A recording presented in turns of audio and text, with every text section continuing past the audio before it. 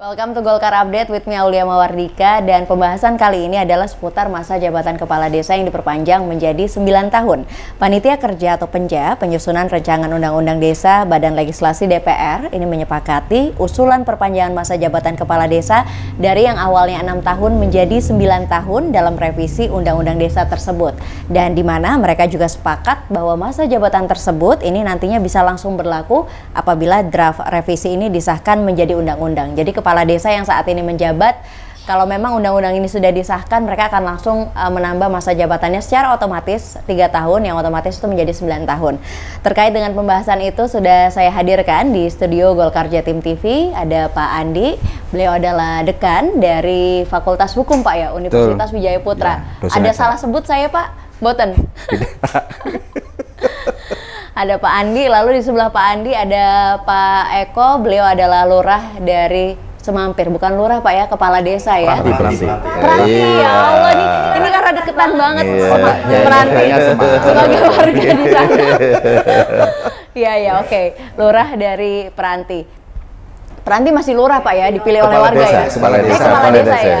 Oke, karena kan hari ini beda, kalau Surabaya itu kan seluruhnya udah kelurahan Pak. Ya. Kalau Sidoarjo masih banyak desa, yang dimana kepala desanya itu dipilih oleh warga. Betul, oke. Masa jabatan 9 tahun, saya ke Pak Eko dulu deh. Seneng nggak Pak? Nambah otomatis gitu Pak, jadi 9 tahun. Yang pertama saya mengucapkan alhamdulillah terkait penambahan masa jabatan. Teman-teman di Dewan ternyata mendengar aspirasi daripada rekan-rekan kepala desa seluruh Indonesia. Jadi saya patut bersyukur dan berterima kasih kepada teman-teman Dewan DPR RI yang telah mengupayakan masuk di dalam pembahasan. Mudah-mudahan sampai dengan digedok di bulan Juli, insya Allah di bulan Juli ini sudah sah menjadi 9 tahun. Amin, amin ya robbal alamin.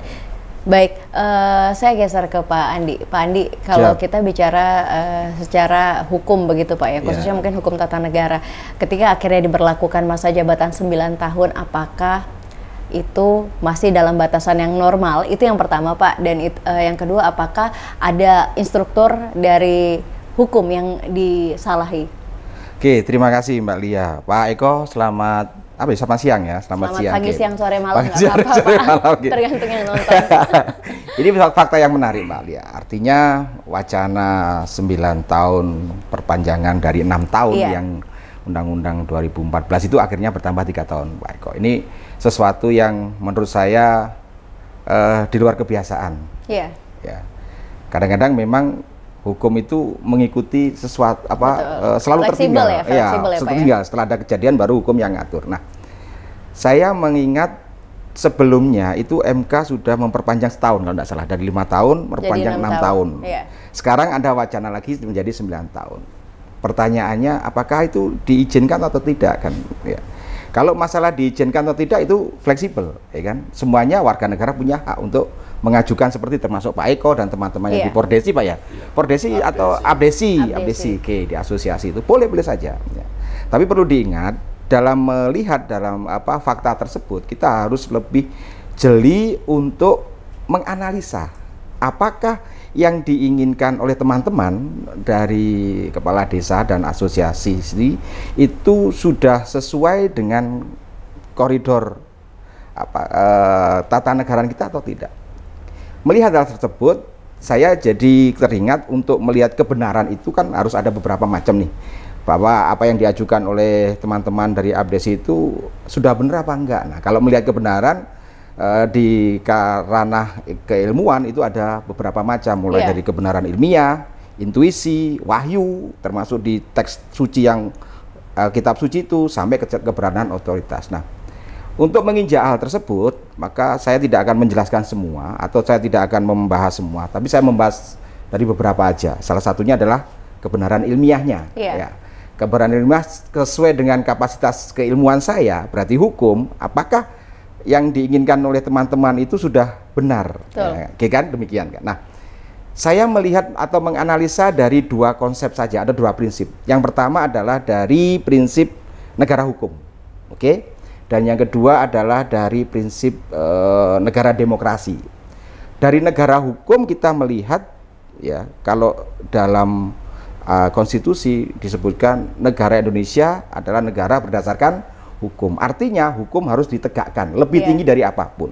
Padahal kita ketahui bahwa yang namanya undang-undang sudah memutuskan 6. Saya belum ngomong dok 9 tahun loh Pak Eko ya. Ini ngomong 6 dulu ya. Kalau terjadi nanti dok 9 tahun Juli ya kita harus mengikuti itu kan. Nah, tapi yang perlu kita pegang adalah kita adalah negara kita adalah negara hukum. Artinya kita harus tunduk kepada hukum. Artinya hukum harus di supremasi yang paling tinggi. Nah, terkait masa pembatasan masa jabatan dalam posisi ini ya, prinsip negara hukum, pembatasan terhadap jabatan kekuasaan itu penting.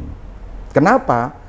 Karena diharapkan untuk tidak terjadi adanya penyalahgunaan kewenangan ataupun penyalahgunaan kekuasaan. Itu dari yang pertama di negara hukum. Yang kedua dari prinsip demokrasi. Ya, dari prinsip negara demokrasi juga demikian. Bahwa negara kita pun juga menganut paham demokrasi. Artinya apa? Artinya bahwa negara kita itu mengakui adanya persamaan hak dari masing-masing negara, warga negara ya. Nah, hal tersebut akan nampak jika partisipasi warga negara juga akan dilibatkan. Ya. Apakah benar dengan masa jabatan 9 tahun yang diusulkan oleh teman-teman Abdesi itu, ya kita akan melihat tersebut ya dari konsep dari negara hukum bahwa itu sudah 6 tahun, nggak tahu ini masih dalam RUU di 9 tahun dan dalam demokrasi adanya satu bentuk persamaan hak warga negara di depan hukum dan pemerintahan. Kira-kira demikian dulu Mbak itu. Ya. Oke, baik. Ketika akhirnya diputuskan 9 tahun, tentu juga ketika teman-teman perangkat desa dan juga kepala desa memutuskan untuk ingin 9 tahun ini Pak, pasti ada tujuan yang besar di belakangnya, pasti ada harapan juga yang besar di belakangnya. Anda sendiri Pak sebagai kepala desa, ketika 9 tahun itu nanti akan diberlakukan, apa yang menjadi angan-angan Anda? Baik Mbak, jadi kami teman-teman dari kepala desa, dengan 9 tahun ini sebetulnya ada suatu hal yang prinsip di situ, yaitu dengan seandainya 9 tahun, problematika di tingkat pemilihan pilkades luar biasa. Yang di grassroots ini bahkan tingkat pilkades nyawa taruhannya Mbak. Betul. Ini yang kami merasa bahwa perlunya kami diperpanjang untuk apa? Dengan tujuan sakitnya ini ya, terutama yang kalau misalnya kalau yang sudah menang gitu ya, mungkin euforianya loh, tapi yang kalah ini masih ada dendam. Mungkin yang saya alami saat ini masih 1 tahun ini ya, ini mungkin di sisi saya Pak ya masih, tapi kalau dari masih ada dendam-dendam yang belum merasa sakit, masih belum ini yang. Jadi kemudian kalau hanya 6 tahun, 4 tahun misalnya belum selesai masa rekonsiliasinya, sudah mulai berupaya untuk berkampanye lagi. Ya. Jadi kami dari teman-teman kepala desa mempunyai suatu harapan dengan adanya 9 tahun ini maksudnya mengurai daripada ya, tingkat di polarisasi di tingkat bawah ini, sehingga kami bisa untuk pembangunan bisa berjalan dengan baik, rekonsiliasi di semua lini, semua masyarakat bisa. Betul. Ini saya juga waktu itu sempat baca beberapa postingan di Twitter begitu kan. Kalau Twitter tuh biasanya kan lebih kritis Pak ya netizennya. Terus bagaimana tanggapan mereka soal masa jabatan kepala desa 9 tahun. Saya kira banyak yang nggak setuju, tapi ternyata banyak yang setuju Pak. Karena kalau kita bicara soal pemerintahan pasti masa jabatan yang lebih panjang itu bisa membuat pemimpinnya lebih konsen untuk menyelesaikan berbagai macam program. Ibaratnya mereka mengeluarkan program yang harusnya selesai 6 tahun begitu ya, atau 7 tahun, tapi udah keburu kepotong duluan nih karena masa jabatan habis, akhirnya programnya tidak tuntas. Masuk lagi pemimpin baru punya program baru, akhirnya setiap program itu ketika masa jabatannya kurang tidak tuntas, begitu ya Pak ya? Ya mungkin itu salah satunya, ya salah satu Pak. Sebetulnya kita ini kan hanya pembaginya aja sih. Ya, jadi kalau kemarin itu 6 tahun tapi 3 periode, kalau sekarang 9 tahun 2 periode.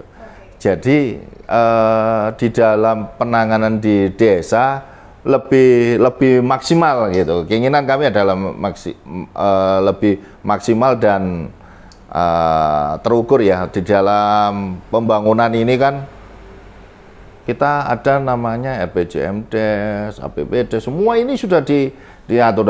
Supaya ini berkelanjutan kan, dengan 9 tahun ini saya rasa pembangunan yang ada di desa insya Allah lah bisa lebih maksimal daripada 6 tahun. Karena pengawasannya juga masih ada di pintu yang sama begitu Pak ya, tidak bergonta-ganti ketika seperti yang Anda ceritakan tadi. Ya, jadi berkelanjutan gitu ya. Jadi karena di desa ini mulai orang melahirkan sampai orang meninggal itu diurus oleh kepala desa. Betul. Iya. Kalau kepala desa ini ibaratnya bapaknya orang seluruh desa nggih Pak nggih. Jadi walaupun dulu nggak milih, sekarang ini wajib harus kita lindungi, Pak. Harus gitu. Ya? Lawan politiknya. Oh iya. Karena saya secara pribadi, saya juga tetap di saat kami menyampaikan di tempat-tempat, katakan di forum-forum resmi, saya tetap menghimbau bahwasanya kita sudah selesai dan ayo kita tabayun, ayo kita bangun desa kita ini satu suara, guyup, rukun gitu. Jadi itu yang saya gaungkan terus. Saya nggak membedakan, oh kamu ini, enggak. Jadi saya pengen bagaimana masyarakat di desa saya, terkhusus di desa Peranti ini, masyarakatnya bisa guyup rukun, menata desa lebih baik dari sekarang. Baik Pak. Memang kalau kita bicara aturan itu pasti ada baik, ada hal yang patut untuk kita waspadai di sini ya Pak Andi ya.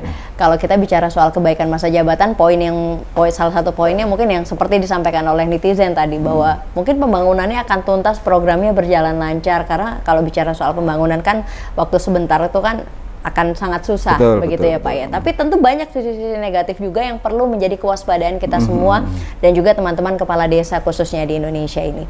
Apa hal-hal yang patut diwaspadai sebenarnya Pak dengan masa jabatan yang lebih panjang ini? 6 tahun aja udah panjang ya, apalagi 9 tahun gitu. Ya, saya berharap begini Mbak Lia. Berharap apa yang dilakukan oleh teman-teman Abdes itu sama yang dipikirkan oleh Pak Eko ya, di Desa Peranti itu. Jadi kalau misalnya semua yang ada di Indonesia, kepala desanya itu berpikir yang sama, insya Allah baik dalam 9 tahun itu. Tetapi kita perlu ingat, amin. Ya, kita perlu ingat kan, pemerintahan di negara kita itu dijalankan oleh siapa? Manusia. Iya. Ya kan? Siapapun, termasuk desa, itu dalam pemerintahannya itu dijalankan oleh manusia. Dan kita tahu, yang namanya manusia itu kalau dikasih keleluasaan jabatan, kewenangan, sangat amat apa istilahnya ya, sering terplesetnya. Ya. Yang ini ngomong semoga tidak terjadi ya Pak Eko ya. Yang dikhawatirkan jika itu terlalu lama, maka negara pun, pemerintah akan warga negara terutama akan berpikir ini nanti jangan-jangan timbul yang namanya penyalahgunaan, oke kan? Jangan-jangan akan timbul yang namanya dinasti, jangan-jangan timbul yang namanya pelanggaran kewenangan, jangan-jangan dan lain sebagainya, termasuk dana desa yang luar biasa. Apalagi mau ditambahin 1M lagi ya Pak ya, jadi 2M loh Pak. Itu Alhamdulillah ini untuk pembangunan. Iya, ya, tapi kan ini bukan semata-mata sesuatu hal yang gampang untuk dilaksanakan. Nah, saya sepakat yang disampaikan oleh Pak Eko bahwa tujuan sebenarnya adalah pembangunan. Nah, solusi yang mungkin saya bisa tawarkan salah satunya ya,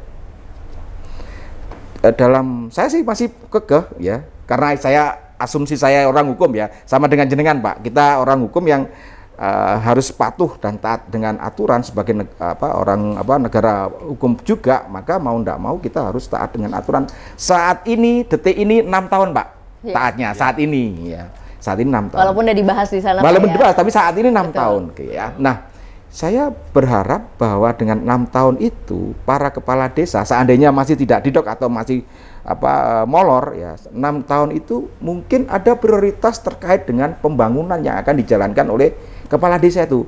Tidak mungkin semua visi misi yang dijalankan oleh kepala desa itu yang terpilih terselesaikan semua. Itu sangat mustahil. Maka mungkin dicari ceruk-ceruk yang kira-kira dapat. Apalagi sekarang ada RPJMPN yang sudah digodok oleh Bappenas di 2045 yang menuju Indonesia Emas. Ada beberapa hal yang pembangunan tujuh pembangunan yang dibuat atau yang direncanakan. Nah, termasuk daerah desa akan menerapkan itu. Lah, kenapa tidak nantinya kepala desa yang terpilih dalam jangka waktu sampai detik ini 6 tahun itu bisa memprioritaskan saya akan fokus pada kesejahteraan saja. Saya akan fokus kepada tata kelola desa. Saya akan fokus kepada pengentasan kemiskinan dan lain sebagainya dan lain sebagainya.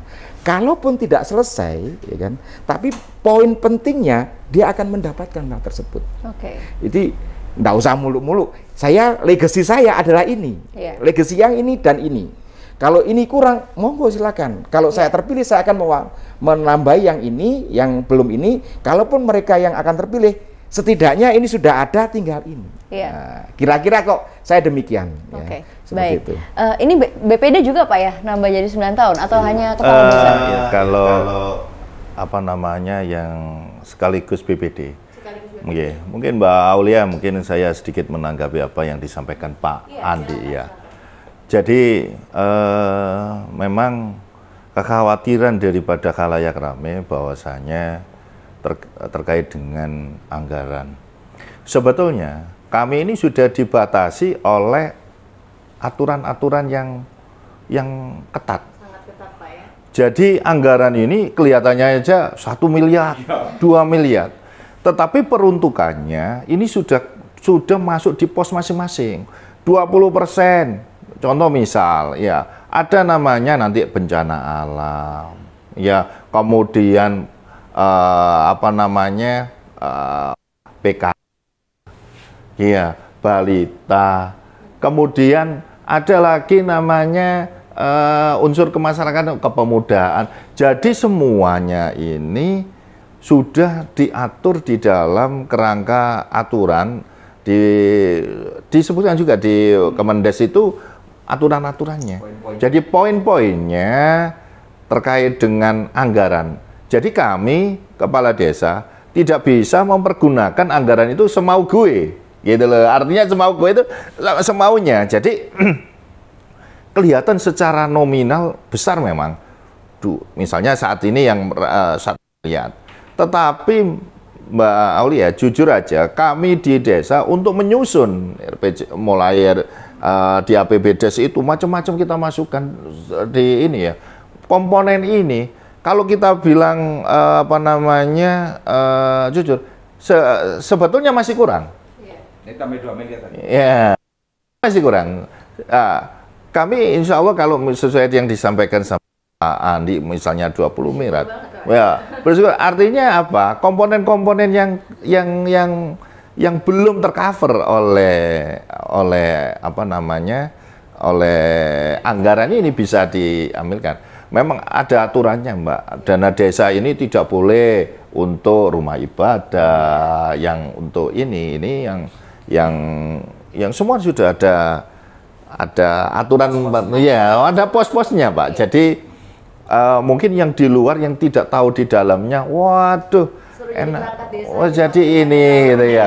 Iya, mohon maaf saya potong ya. Kenapa saya berpikiran demikian? Karena dalam beberapa laporan di KPK itu ya, hampir 700 something kepala desa itu kena gara-gara dana desa.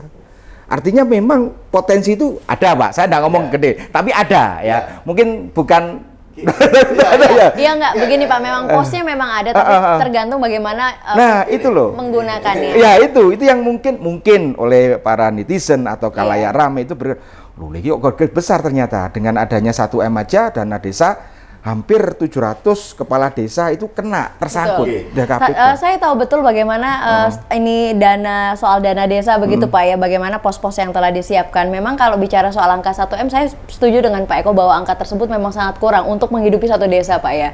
Yang kita lihat hari ini kan kalau di KPK memang ada yang menyalahgunakan. Nah itu yang kita bicara case lain ya Pak ya, kalau penyalahgunaan.